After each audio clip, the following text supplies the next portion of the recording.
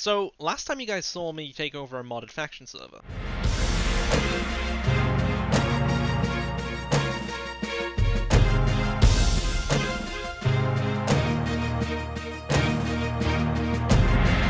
that went quite well, so naturally I decided to see if I could create a faction to top a vanilla faction server. I decided to find a server making sure that it was the perfect place for this. That'll do. There was one issue with this, however. Other factions on the server had maxed out the player cap, 25 players, and I was just one person. Even if I was 10 times better than the average player, I'd still need 2 and a bit of myself, just to come close. And so I decided there was only one thing to do. Hire associates, yep, associates.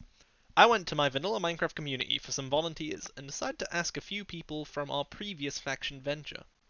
Our Secure Kingdoms volunteers included Luca Russo, a modern factions pro, Wonderham, our no-life legend, Crash Ritter, a no-life American girl, Was 1995, our photographer, Carver, a grassy boy, TMN Phillip, a PvP boy, Midnight Modder, a young kid, This Ain't Bob, a useless bitch, Sean is OP, who was not so OP, Jambo, who did some digging, and myself, an old-school faction player with undisputed godly status in modded factions. On top of this, we managed to get an incredible one other person from the previous faction server takeover. Deadpool joined us. The man who called me Daddy. Well, at least he's dedicated. The economy of this server was quite low in comparison to most other faction servers, as the top faction, Royal, hadn't even amassed over 1 billion in value. We joined 3 days into the grace period on the server, meaning we had to get things going and build things as fast as possible, which is why only myself and Wonderham did anything for the first 2 days. Christ, this was going to be a long adventure. Well, let's get started by voting for the server a few times, using the keys we get to open some vote chests.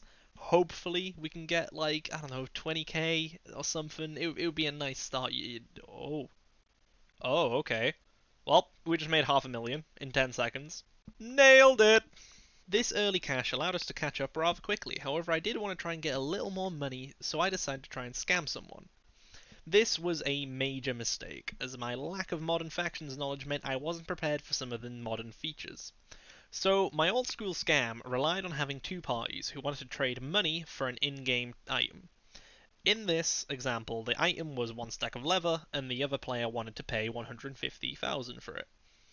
A negotiation between us allowed me to get it up to 200,000 for 1 stack of leather. After this, I invite the player to a neutral space, spawn, and state I don't want to be scammed, so I suggest that he pays half the money first, I give him half the leather, he then gives me the other half of the money, and I give him the remaining half of the leather. But obviously, in order for the scam to work, what we'd actually do is take the first 100k payment and leave, meaning we've earned 100k for no work. And the best part is, all we need is 1 leather to hold in our inventory so that it looks like we have a stack. Unfortunately, this didn't really work. Oh, fuck. Oh, no. I am. Okay. So, full honesty. This was a scam. Didn't know trade view was a thing. This is where I first noticed my lack of modern factions could be a problem, which is why I made sure that I was in constant contact with Luca Russo, a member of Secure Kingdoms who had continued to play factions to this day, whereas I stopped many years ago. This allowed me to catch up and understand a lot more about modern factions. We set up a small base in the Moon Dimension. We chose the Moon Dimension for its super flat qualities and extra natural protection. You see, Endstone provides a higher explosion resistance than other blocks. After this, we started looking into methods of getting more cash, and fast. See, factions' worth is determined through the value of spawners within the faction's territory, and our goal was to get into the top 10 of these factions. Our 500k from voting allowed me to buy 4 skeleton spawners, which help us drastically, as we could get experience and bones to sell. Because, I mean, that is what you do, isn't it? You get the mob drops, and you sell them for more spawners, right?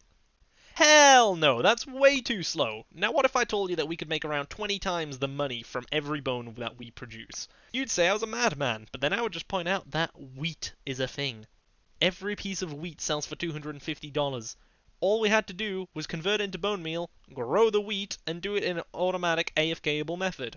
So what we did was we used the bones as bone meal, and I know, crazy thing, but the moon dimension is really bright, because it's the end dimension throughout the entire thing. You don't need torches, which means crops automatically pop off because it's too dark for them to stay self-sufficient.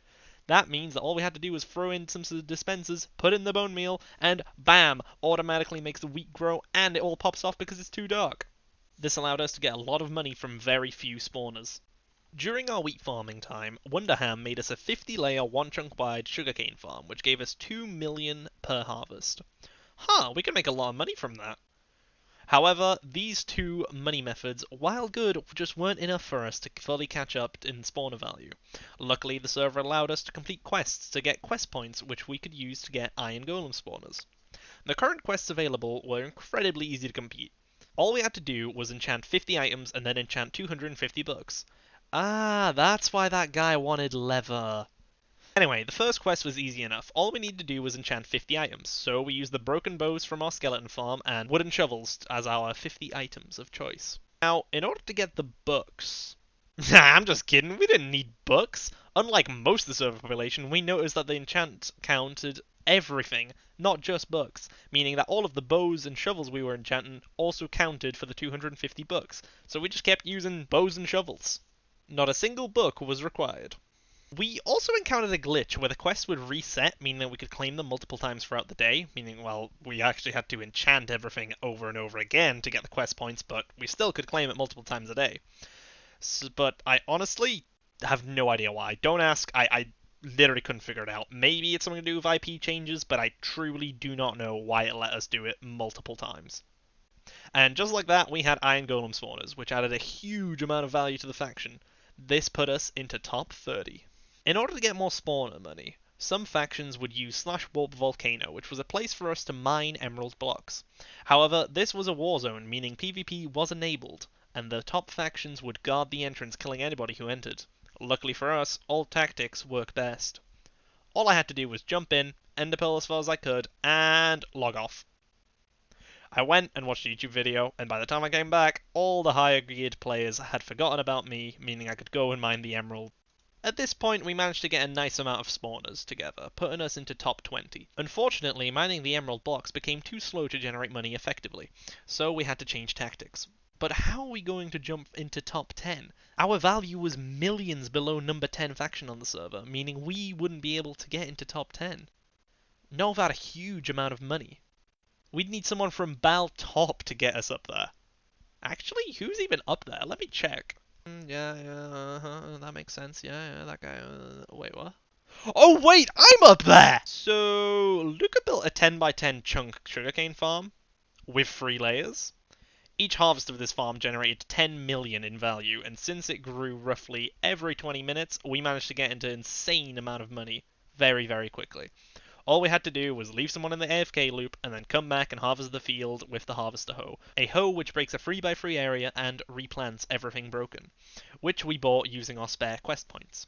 This meant we could buy over 30 iron golem spawners and accomplish our goal, all within not even half the faction season being gone.